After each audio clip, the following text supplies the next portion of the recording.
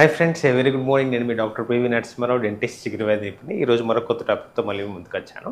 బేసిక్గా చిగురు ఇన్ఫెక్షన్ గురించి దాంట్లో చాలా ఉన్నాయి. చిగురు ఇన్ఫెక్షన్లు అంటే చిగురు వ్యాధి. నేను చిగురు స్పెషలిస్ట్ కాబట్టి మీకు చెప్తున్నాను. చిగురు వ్యాధులు చాలా రకం, చెప్పుకుంటే లిస్ట్లో ఎన్నో రకాలు ఉంటాయి అన్నమాట. సో ఫస్ట్ నేను చెప్పేది చిన్న టాపికే. అదేంటంటే మీకు మీలో మీరు ఆ ప్రాబ్లం ఫేస్ చేస్తున్నారా? ఫేస్ చేస్తే కనుక మీరు ఖచ్చితంగా మీ దగ్గర ఉన్న డెంటిస్ట్కి వెళ్ళి నాకు ఈ ప్రాబ్లం ఉందని మీరు ముందే గ్రహించి, నా వీడియో చూసి ముందే గ్రహించుకొని మీకు ఈ ప్రాబ్లం ఉంది, వెంటనే దీనికి ట్రీట్మెంట్ అనేది తొందర చేసుకుంటే మీకే మంచిదని మీరే అనుకుంటారు. సో వీడియో పూర్తిగా చూడడానికి ప్రయత్నించండి, స్కిప్ చేయకుండా పూర్తిగా చూడడానికి ప్రయత్నించండి. చిగురు ఇన్ఫెక్షన్ చాలా రకం అని చెప్పాను. ఈ రకం నేను ఏదైతే చెప్పబోతున్నానో ఇప్పుడు దీనికి ఎప్పుడు ఇలాంటి ప్రాబ్లము బేసిక్గా యంగ్ ఏజ్లో నుంచి స్టార్ట్ అవుతుందండి. అంటే 14-15 ఇయర్స్ నుంచి 30-40 ఇయర్స్ అనుకోండి, యంగ్ ఏజ్ అనుకోండి. 40 పై నుంచి పైబడిన వాళ్ళకి ఇంకో రకమైన ఈ చిగురు ఎముక వ్యాధి వస్తుంది. ఏంటది? ఫస్ట్ 40 నుంచి 60-70 ఇయర్స్ అనుకోండి, మనకు బేసిక్గా పంటికి గార క్లీన్ చేసుకోకుండా, స్కేలింగ్ అంటే భయం అనుకొని అది చేసుకోకుండా ఉంటారు. సో ఆ గారలో ఉన్న క్రిములు చిగురులోపు చిచ్చుకుపోయి, ఎముకలోపు చిచ్చుకుపోయి చెదరలాగా ఎముకను తినేసి పళ్ళు లూజ్ అవ్వడానికి ఆస్కారం ఉంటుంది. సో నేను ఎన్నో ఆల్రెడీ ఫ్లాప్ సర్జరీ అవన్నీ వీడియోస్ చేస్తున్నాను, ఇకార్డ్లో వదిలేస్తాను చూడండి. అవన్నీ ట్రీట్మెంట్ ఆస్పెక్ట్. అసలు బేసిక్గా ఈ క్లినికల్ ఫీచర్ అంటే మీకు మీరు గ్రహించి ఏం ప్రాబ్లం మీరు ఫేస్ చేస్తున్నారనేది డీటెయిల్గా ఈ వీడియోలో తెలుసుకుందాము. ఇది ఇప్పుడు చెప్పాను కదండి, 40 పై నుంచి 60-70 ఇయర్స్ ఉన్న పెద్దవాళ్ళల్లో ఈ చిగురు ఈ ఎముక వ్యాధి వచ్చినప్పుడు దాన్ని ఏమంటారంటే క్రానిక్ జనరలైజ్డ్ పెరిడోంటైటిస్ కండిషన్. అంటే పెద్ద ఏజ్ వాళ్ళకి జనరలైజ్డ్ మొత్తానికి ఈ చిగురు ఎముక ప్రాబ్లం అనమాట, క్రానిక్ జనరలైజ్డ్ పెరిడోంటైటిస్. ఇప్పుడు నేను చెప్పాను కదా, యంగ్ ఏజ్లో 14-15 ఇయర్స్ నుంచి 40 ఇయర్స్ తీసుకోండి.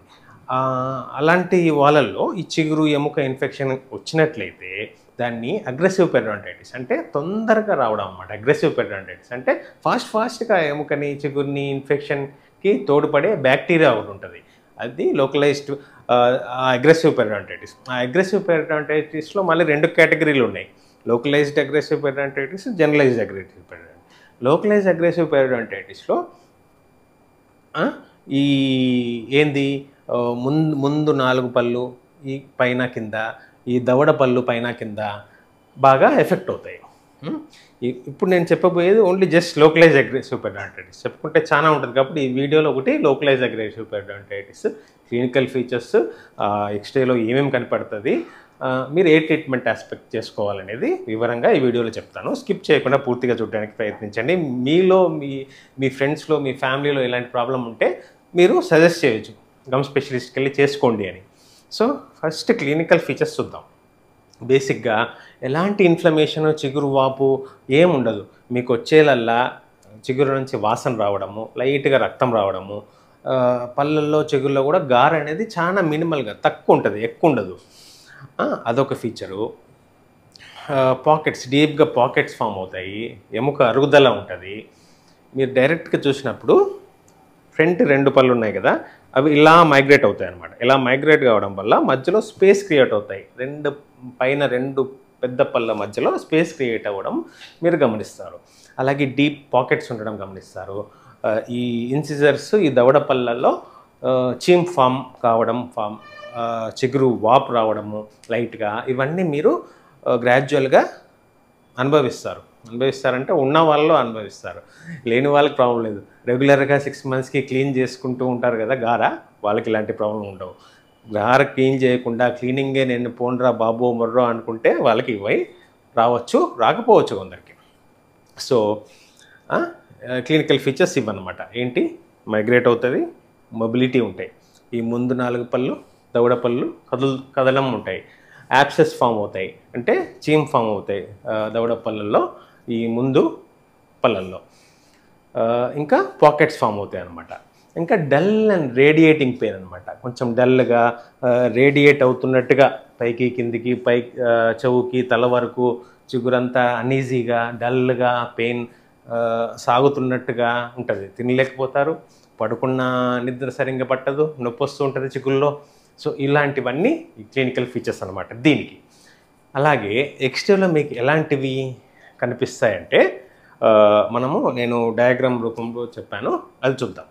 మీకు ఎక్స్రేలో చూస్తే మాత్రం ఈ ప్రీమోలార్, సెకండ్ ప్రీమోలార్కి సెకండ్ మోలార్ మధ్యలో ఇలాగా బోర్డ్ షేప్లో ఎముక అరుగుదల కనిపిస్తుంది. This is called arc shape bone loss.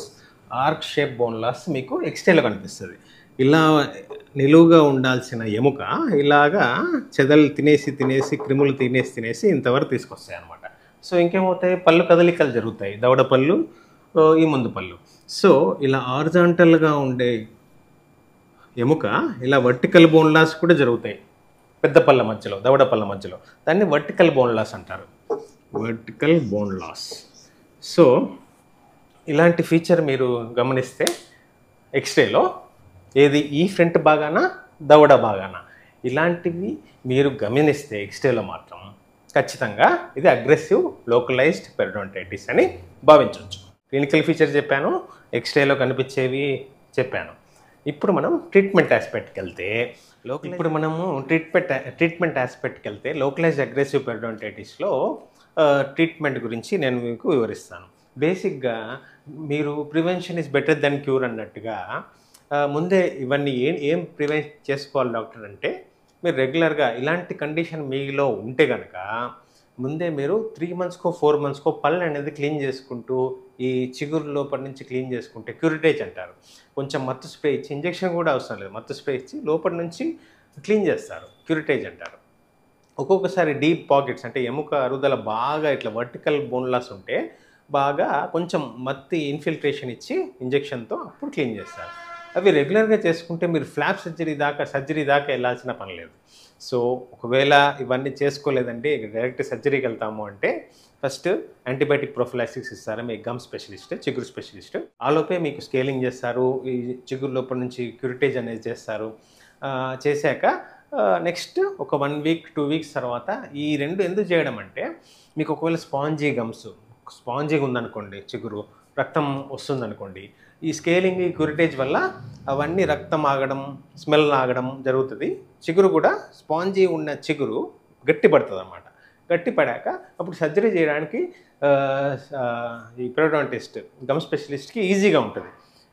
బ్లేడ్తో ఇలా చిగురంతా కొంచెం కట్ చేసి చిగురు ఓపెన్ చేసి లోపల ఉన్న చెడు చిగురు, చీము, ఈ బ్యాక్టీరియా చెప్పాను కదండి, ఏ bacteria main cause localized aggressive పెరిడోంటైటిస్కి అదే మెయిన్ కాజ్, దాన్ని కూడా తొలగిస్తాం అన్నమాట. తొలగించుకుంటూ యాంటీబయాటిక్స్ ఇస్తే బాగా అది పోతుంది, ఆ బ్యాక్టీరియా పోతుంది. దాని తర్వాత మళ్ళీ 2 చిగురు దగ్గర చేసి కుట్లేస్తాం. ఫ్లాప్ సర్జరీ ఎలా చేయాలనేది ఆల్రెడీ నేను పాత వీడియోస్ ఉన్నాయి నా ఛానల్లో, ఐకార్డ్లో వదిలేస్తాను, చూడండి. సో అలా చేసుకుంటే మీకు స్కేలింగ్, క్యూరిటేజ్, ఈ ఫ్లాప్ సర్జరీ చేసుకుంటే మళ్ళీ వర్టికల్ బోన్ లాస్ నేను ఆల్రెడీ చూపించాను కదా నా బోర్డులో, అలా ఉన్నప్పుడు ఇట్లా వర్టికల్ బోన్ లాస్ ఉన్నప్పుడు ఈ బోన్ గ్రాఫ్ట్ అనేది పెడతానమాట. బోన్ గ్రాఫ్ట్ పెట్టినాక ఎముక బాగా గట్టి పడుతుంది, అప్పుడు మీకు పన్ను కూడా లూజ్ కాకుండా ఉంటుంది అనమాట. సో క్లినికల్ ఫీచర్స్, ఎక్స్రేలో ఏం కనిపిస్తుంది ఫీచర్స్ ప్లస్ ట్రీట్మెంట్ అనేది మీకు వివరించాను. కొందరికి బాగా లూజ్ అయిపోతాయి, బాగా లూజ్ అయ్యే వరకు వాళ్ళకి డెంటిస్ట్ దగ్గర రారు, బాగా లూజ్ అయిపోయినాక వస్తారు పన్ను పీకించుకోవడానికి. అప్పుడు ఇంకేం చేయలేము, దాన్ని కాపాడలేము, తీసేసి క్రౌన్స్, బ్రిడ్జ్ కట్టుకుంటే సరిపోద్ది, అక్కడితో ట్రీట్మెంట్ అయిపోతుంది అనమాట. సో బాగా అర్థమైందని నేను భావిస్తున్నాను. దయచేసి నా ఈ ఎఫర్ట్స్ నచ్చినట్లయితే లైక్ చేయండి, షేర్ చేయండి, సబ్స్క్రైబ్ బటన్ నొక్కేసి బెల్ ఐకాన్ యాక్టివేట్ చేసుకోండి. మరిన్ని వీడియోస్తో మళ్ళీ మీకు చెప్తా ఉంటాను, మీ నాలెడ్జ్ పెంచుతూ ఉంటాను డెంటిస్ట్రీ మీద. సో మీరు ఖచ్చితంగా మీ ఫ్రెండ్స్కి, ఫ్యామిలీస్కి షేర్ చేస్తూ ఉండండి ఈ వీడియోని. వాళ్ళల్లో ఈ ప్రాబ్లం ఉన్నా, వాళ్ళ ఫ్రెండ్ సర్కిల్, ఫ్యామిలీ సర్కిల్లో ప్రాబ్లం ఉన్నా వాళ్ళు వెంటనే వెళ్ళి కన్సల్ట్ అవుతారు, గమ్ స్పెషలిస్ట్ని ట్రీట్మెంట్ అనేది చేసుకుంటారు. So this doctor PV Narasimha Rao signing off. Have an healthy food, be happy, take care, bye.